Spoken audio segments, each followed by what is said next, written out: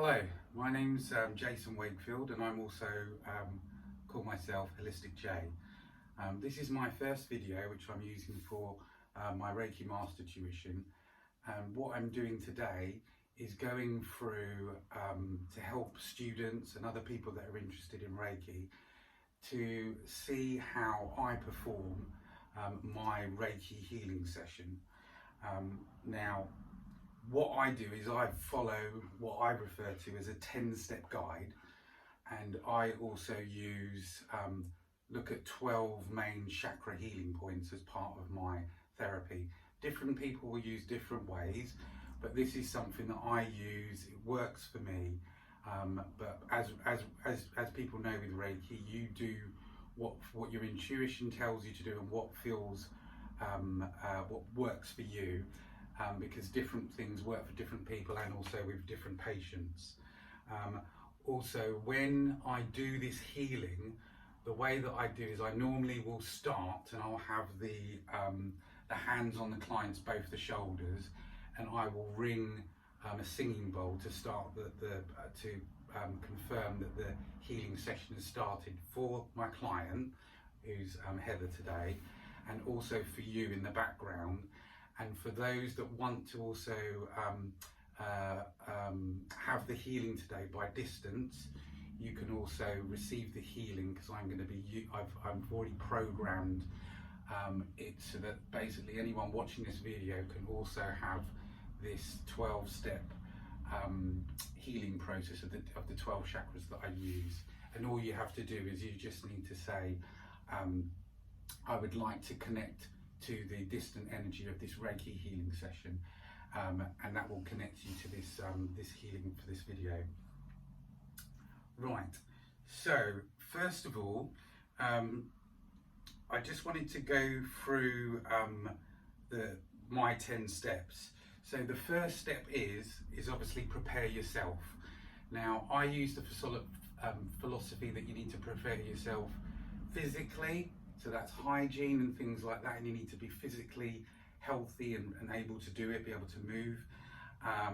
Then you've got mental, so obviously if you've got any sort of issues that it's not a good idea to do healing energy, because obviously that might go back to the client, but the Reiki energy will do what's needed. But it's preferable that you're in a good physical state, mental state, emotional state, and obviously spiritual state as well. So if you've got issues going on, your intuition should be telling you, right, no, it's probably not good to do a healing session because I'm not in the right, but your intuition will tell you, but follow your guides. But I believe it's obviously good to be in a good physical, mental, emotional and spiritual state for when you're doing healing. And as part of being a Reiki master, for example, I don't drink alcohol, I don't smoke, I try to lead a healthy life.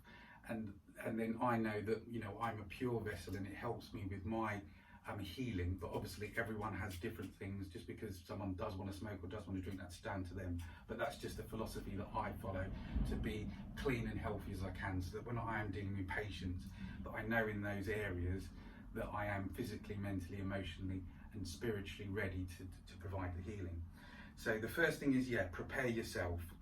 And obviously you need to think about hygiene, general cleanliness. I obviously try and avoid using jewellery, scents that might be too strong, that might be overpowering the client, and any tight clothing, the things that might restrict you move, because you want to be comfortable when you're doing the healing as well. The next thing is, step 2 is to prepare the room. So what we've got here today is we've got a massage table. Normally you would say you'd have a pillow underneath the head and maybe the pillow underneath the legs or the knees, but you just find out how your client feels comfortable, because some clients might not want a pillow underneath their head, or they might actually say, no, I also need support for my back.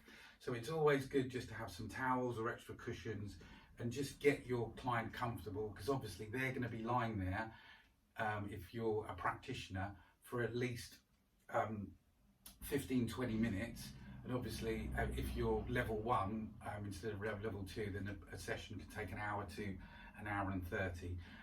But you want, regardless of whether you're level 1 or level 2 or a master, you want them to be comfortable. So I've actually beforehand, Helen's actually been here before.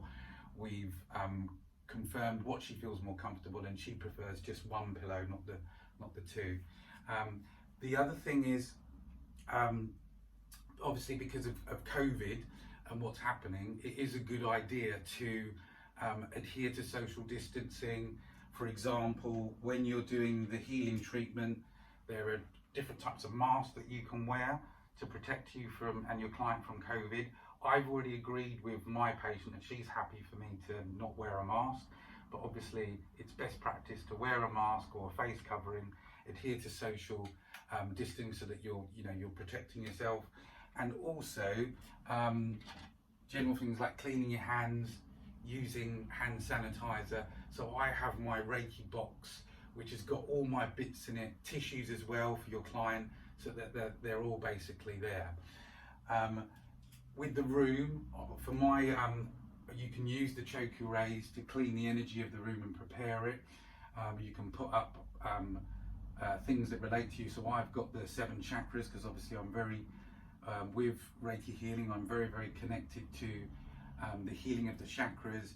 I also use a combination of crystal therapy and tuning fork therapy or sound therapy with the Reiki. I think it complements well, but different people have got different things.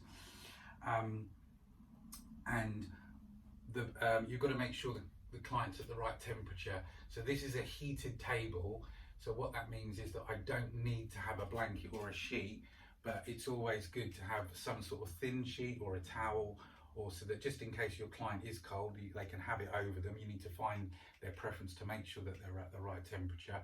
But this actual table is a heated table, so it's pre-programmed at a certain temperature to stay on for an hour, and the client is relaxed and at the right temperature, because being at the right temperature is actually important. I've also got, which you can't see under the table, it's got crystals underneath this massage table, and the crystals are in certain areas. I will go through them so you get an understanding of how I work with the chakras. So I've got selenite to connect to the stolsar chakra. I've then got clear quartz to connect to the crown. I've then got lapis lazuli to connect to the third eye. I've then got labradorite to connect to the ear chakras. I've then got blue apatite, if I remember rightly. Can you remind? Is that correct, Helen? Yeah, blue apatite, which connects to the throat chakra. I've got pink, rose quartz or pink quartz to connect to the heart chakra.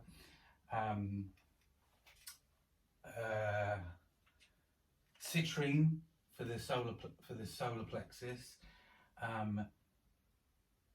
The sacral chakra, I've got, remind me again, Helen, what was it? It's the carnelian, isn't it?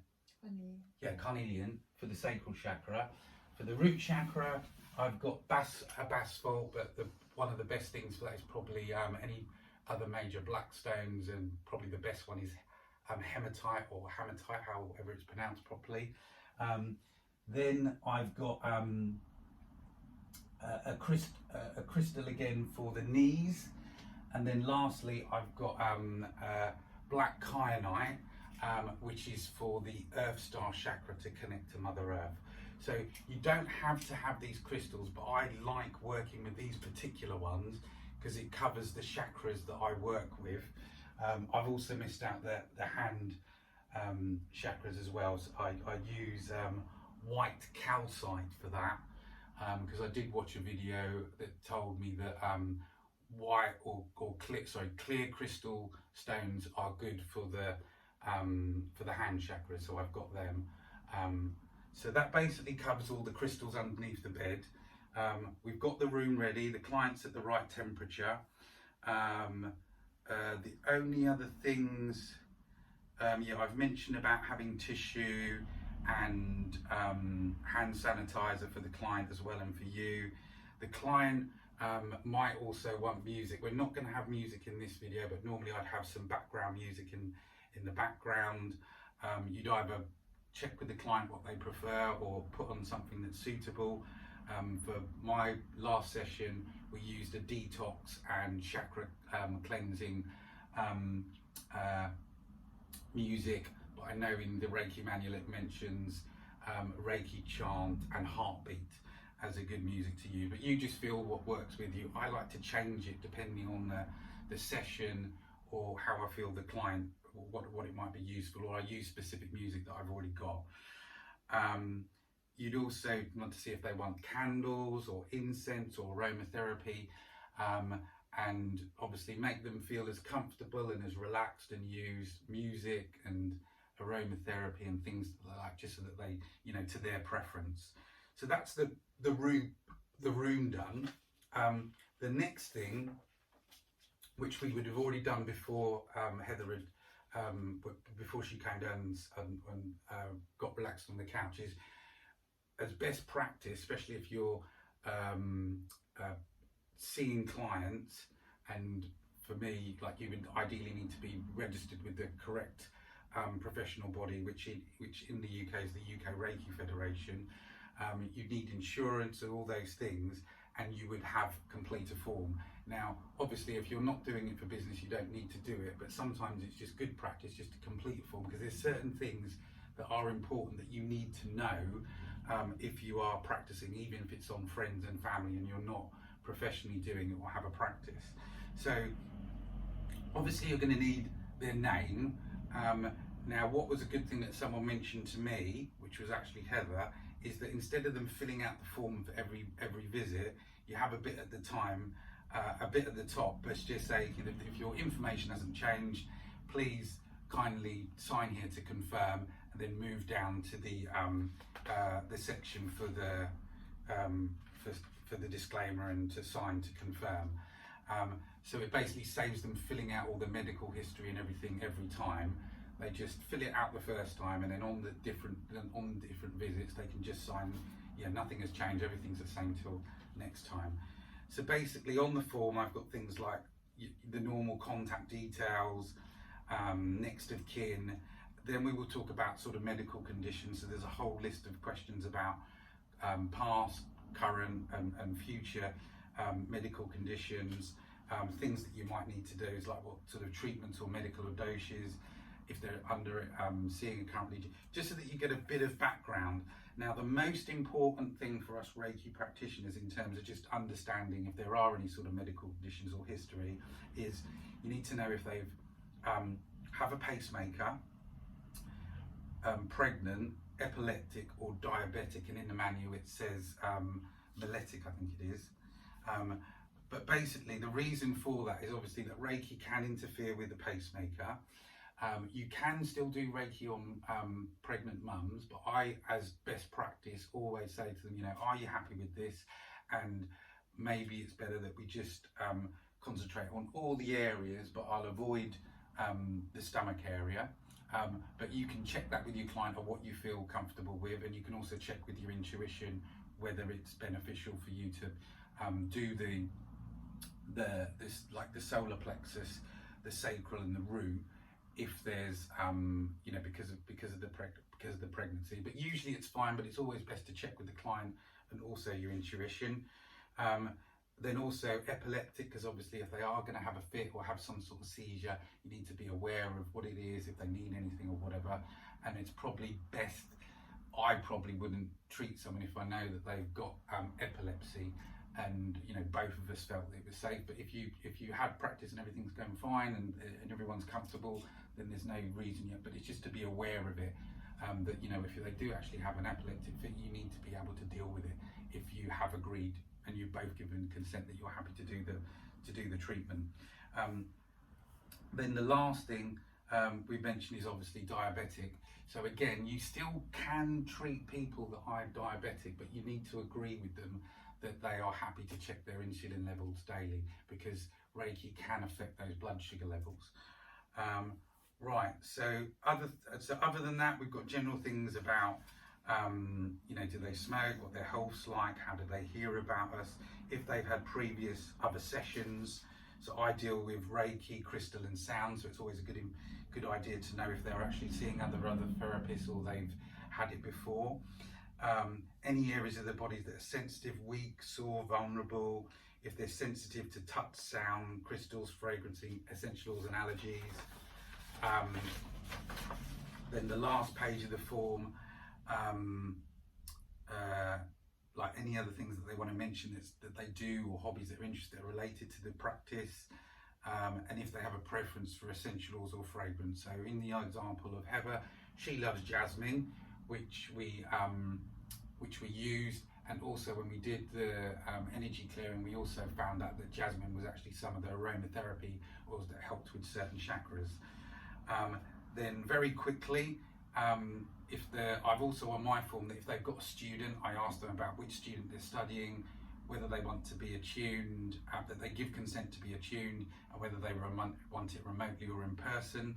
I then have a section which gives instructions for the treatment, just telling them about removing jewellery, tight clothing, and let me know that, you know, if they're too hot or cold before, and discuss any concerns before we start. What to expect, because obviously they might be seeing, sensing my hands moving, feeling sensations of hot and cold. And I also recommend that the client, while I'm doing this session, if they do experience anything, to tell me then rather than at the end, because by the end of it, if there was lots of things, they might not be able to remember it. But for this presentation, we're not going to do that. We are literally going to, she's going to tell me at the end. So you're not going to hear anything. We're just going to do the session and then that's it. So the client's fully aware of what to expect from the session. So feeling of tiredness, seeing things, itchiness, thoughts, emotions, pins and needles, all these different things, they're aware, so that before they go on the cat, they know of things, what to expect. And then also instructions for aftercare about drinking water, and we refer to it as healing crisis, but I actually word it in a different way, just saying that sometimes symptoms may get worse before getting better, and this is normal. Then the last thing is your normal disclaimer, obviously mentioning the main things about what you're doing, and it's always, the best practice is always to check with your GP, medical professional, things of that ilk that can be seen in the Reiki manual, and obviously then they sign and date it. So that's the form. If anyone wants more details about my form or the way I do the chakra things, or anything about this, then feel free to email me. My email address is j.wakefield30, so that's 30 @btinternet.com. So feel free to email me with any questions, or if you want any of the resources like my form, and also I've got a breakdown of the chakras, then feel free to contact me. Right, so that's that. I then do before we start the session, I do a thing called a ground protectant center.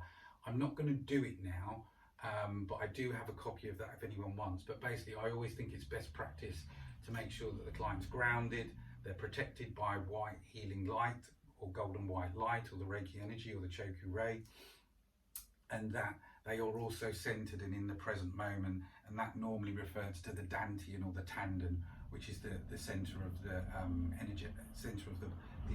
energetic body, rather than the heart. And then we will now we go into what we call the 3 pillars of Reiki, which is the actual the Gassho, which is the hand position, to connect to the Reiki energy, and then the REIJI HO, which is the intent, and after you've connected to the power, calling on the symbols, and then the CHIRYO, which is the actual treatment. So I'm going to go through, those are the main 3 that we're going to do in the session, but basically at the end of it, at the beginning of the ending, I use to let the client know, is I put my hands on the shoulders at the beginning to let them know that we're going to start it, and then I put my hands at the end, so that they know that it's finished.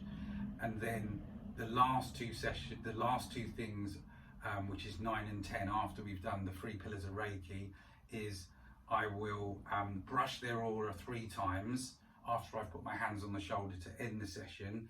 Then I will lastly ground the client by giving them some water, and I use black palmstone crystals, which are hematite. And also during the session, I might also see if they like crystals, if they want to use them, and usually I'll use green aventurine.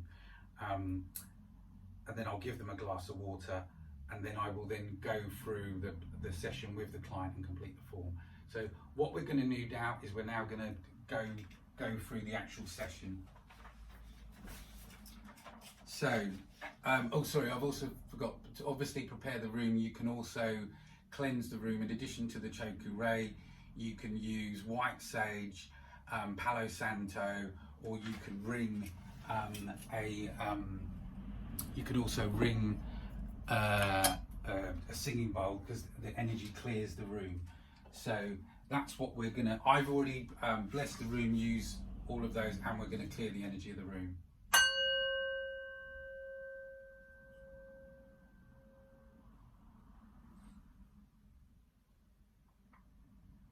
Right, so the first thing is obviously the Gassho. So we're gonna connect to the Reiki energy. So normally you will say, I ask to be connected to the Reiki, the universal life force Reiki energy. I ask to be connected to the universal life force energy. I ask to be connected to the universal Reiki life force energy. And you have to do that three times, which is normally for a practitioner. For Reiki 1, you would just say Reiki on. But at the second level of your practitioner, we will normally say that in ask to be connected to the power 3 times. You will then call upon the symbols that you're going to use. Now, there's different ways of doing this. Some people will use their tongue to do the roof of their mouth. Some people will draw the symbols on their hands. Some people, I actually use a special crystal that's actually got the different symbols on it, which I'm actually going to use for this session, and also I sometimes also write it on my hands. I think there's like 6 different ways that you can do it.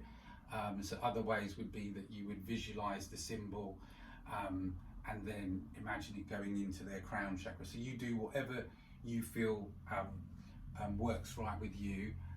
But what I'm now going to do is I'm going to call upon the symbols. So obviously on my one, I'm going to, whichever symbols you call on, you've got to intone it 3 times. So I'm going to use the CHAKRAS, which is the power symbol. I'm going to use the REIKI, which is the emotional and mental healing symbol.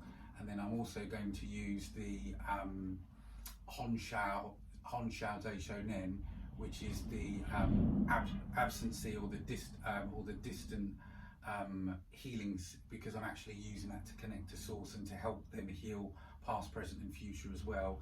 Then I'm going to close, and then I'm going to also close that with the CHAKRAS to get my sandwich and then send that healing energy into the chakra. So I'm just going to do that now.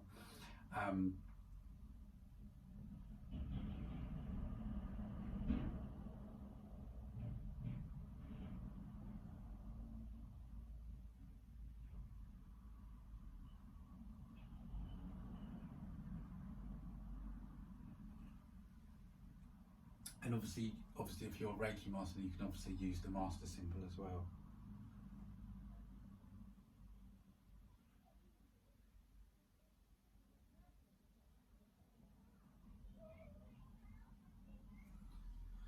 Right, so now that you've done the Gassho and connected to source and got your symbols that's ready to go into the client, you then your intention will be to ask for, I usually ask for 3 things. So I ask for healing and recovery,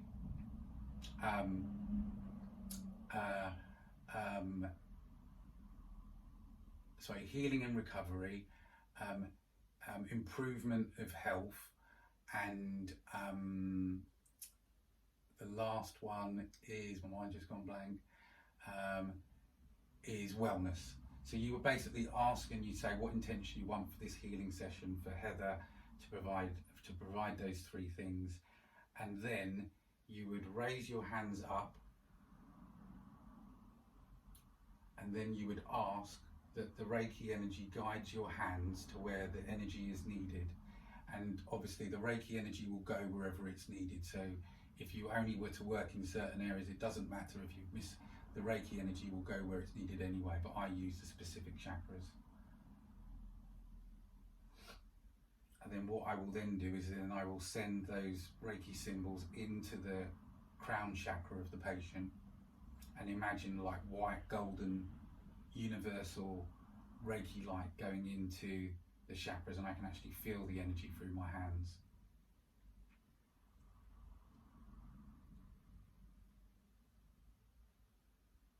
Right, so now that we've done that, we're going to start the healing, and I'm going to, so now we go to the CHIRYO, which is the actual treatment itself.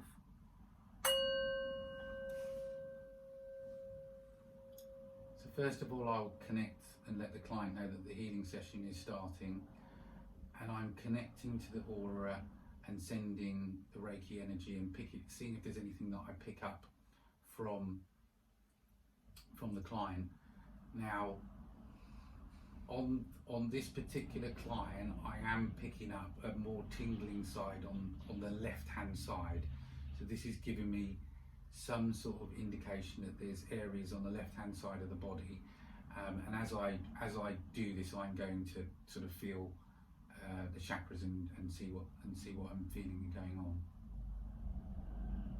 Right, so now that I've done that, and I'm picking up, you picked up. If you don't feel anything, it's fine. I now, as best practice, usually stroke the aura 3 times and just see if there's anything, and scan and see if there's anything that you pick up. Right, so as I'm doing it, I'm picking up something on the foot there. And it looks like it's energy on the left hand side that I'm picking up again. There's something on the left hand side.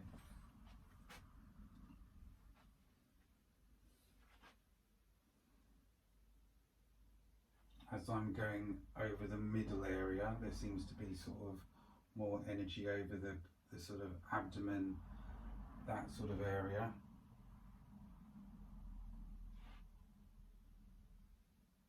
So that's that. And now we're just going to stroke the middle and see if, as you say, do a scan and see if there's anything that I pick up.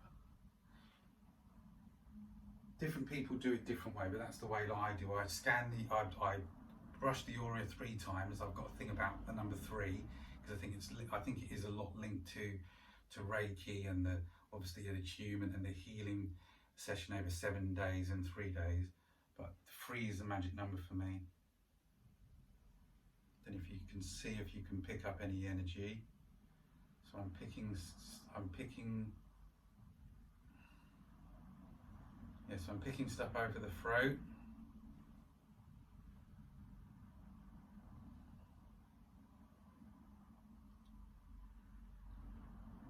Again over the heart and over and sort of a little bit lower. So maybe that's the sacral. The root seems to be fine.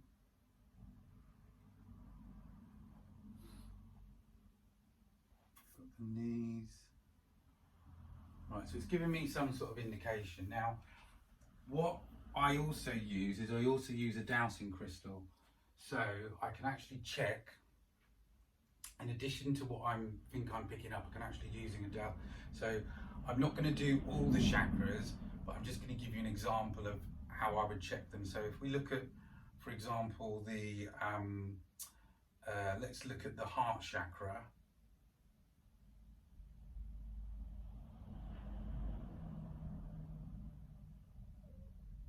Now, normally when I use if it's going clockwise, it's showing that the chakra's active and open, but this one seems to be staying pretty still, which would indicate that it's blocked.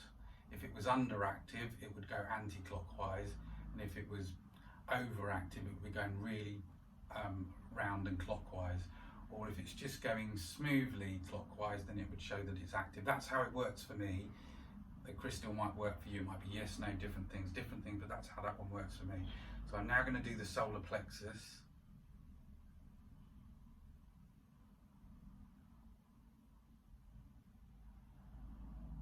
And that is showing that it's active and it's working.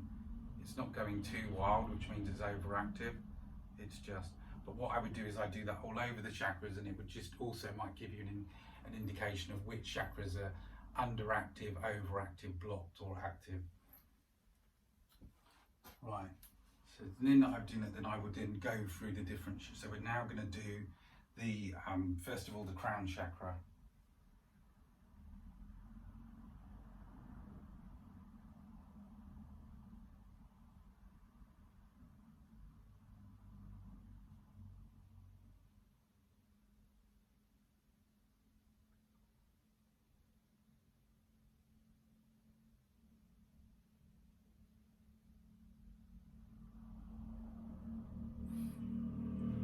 Then I'd move on to the third eye.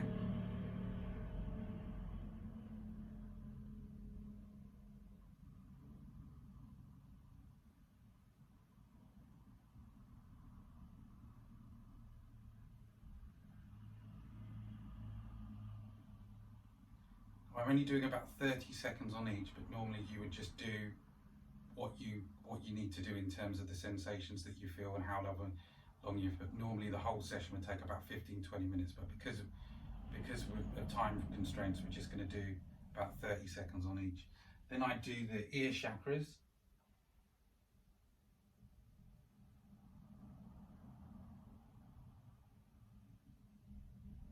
Now I do this additionally because there's obviously sometimes what people don't realise is that there's communication not only from the throat but also what you hear. So I think it's very important to also do the ear chakras for things that you do hear that are good and for bad, that are bad and have sort of maybe emotional or mental effects on you.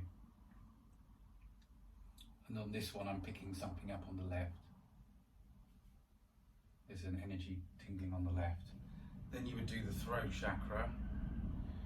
Now with energy, they normally say that you will feel cold, is it right? You will feel cold and they will feel heat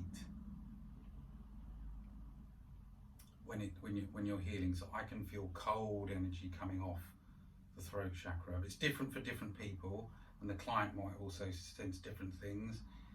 They might see things, feel things, see images, feel heat sensations, different things, but you just have to sense and feel what you feel and just pick up the energy or tingling, but when obviously you feel it go, then you know you can move on to the next level. But I can feel a cold sensation there. Then we've got the heart.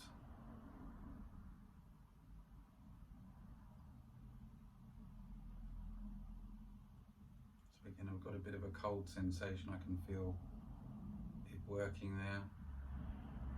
Then we've got the solar plexus. I can't feel anything there, so that feels fine. We're going to move on, but I will stay there for the 30 seconds for people that are healing by watching the video.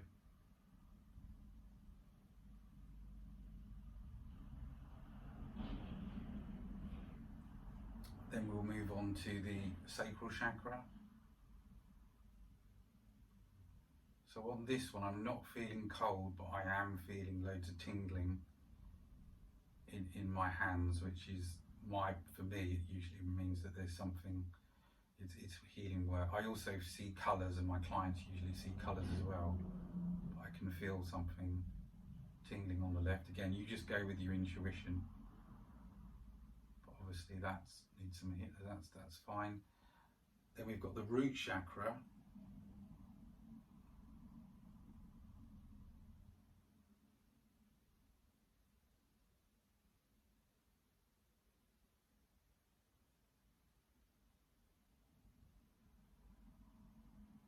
There's a little bit of tingling and I can see the colour red, but it looks all good. Now, when you do Reiki 1, I think there's like 20 odd positions, and when you do Reiki 2, there's like 14. Some people can just work with the 7 if you're doing like a rapid or whatever, but I, as I say, I actually work with 12. So after I do the root, I would also maybe do the hand chakras, because the hand chakras are the things that you do things with, you're creative with, you can send healing energy to yourself. If you're manual work or you're writing or you're typing, so it's good to heal those chakras. So I can feel a little bit of energy there, that's fine.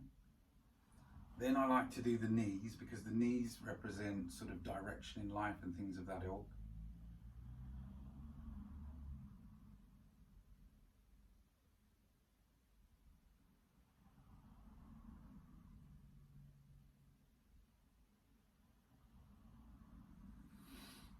Then I will do the feet, and as you notice, I'm not actually touching the client. In the past, I think, yes, sometimes it would be good practice to touch the client, but the Reiki energy will still work as long as you're in the aura, and I think it works better now due to COVID and social distancing and cleanliness, not to touch people unless you need to, and also you don't need to avoid those delicate areas of people's bodies as well. And then when I finish doing the root chakra, I would, if I've had the permissions client, I would put my hands on their feet to ground them and connect to Mother Earth to finish the session. Or I just visually imagine doing it. And then because that now completes the set, if there was areas that I wanted to go back to, so for example, we picked up on the throat, well I picked up on the throat, the heart and the sacrum, I'd go back and do more work there, and obviously the client might give me feedback, and then I would work out, which ones needed, you go back and do that. Then when you've obviously finished the session, I would then sweep the aura 3 times again.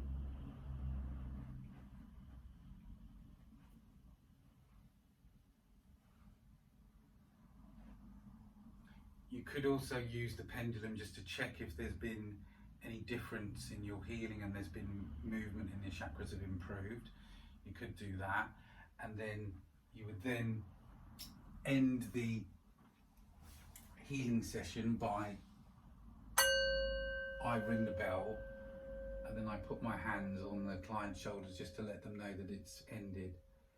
And then depending on your intuition, you might stay there for a little bit and just see if you pick up any sort of other things. As I said, I'm still picking up tingling on the left hand side. So once you've done that, you would then, best practice would be you'd offer tell the client when they're ready to sit up in their own time. I give them part black crystals which I usually use hematite, which grounds them, and I would give them a glass of water, and then I would also, if you're a master, I use the Raku symbol to ground as well, and you would also do that, you need to ground yourself as well, so imagine yourself grounding yourself, or have a separate set of crystals to do that. In addition to the crystals, if people like it, I also like to use tuning forks, so I would maybe also use the tuning forks at different parts of the session if need be, depending on the client and how I felt. But I mainly would use the soul star to connect to source when I do the protection, the tandem to do the centering, to be in the present moment, and the Om, or the root star, or the earth star chakra to ground them. Right, so then once you've done that, then the finishing with the client would then sit up, they'd obviously drink their water, and then you would go through the form and go through the feedback with the client, agree when the next session is. Normally I usually do 3 sessions a week apart, which coincides with how the attunement process, and there's 7 chakras and it takes 7 days, so I like to work in that. And then after that, if everything's fine or you need further session, you can do that with the client.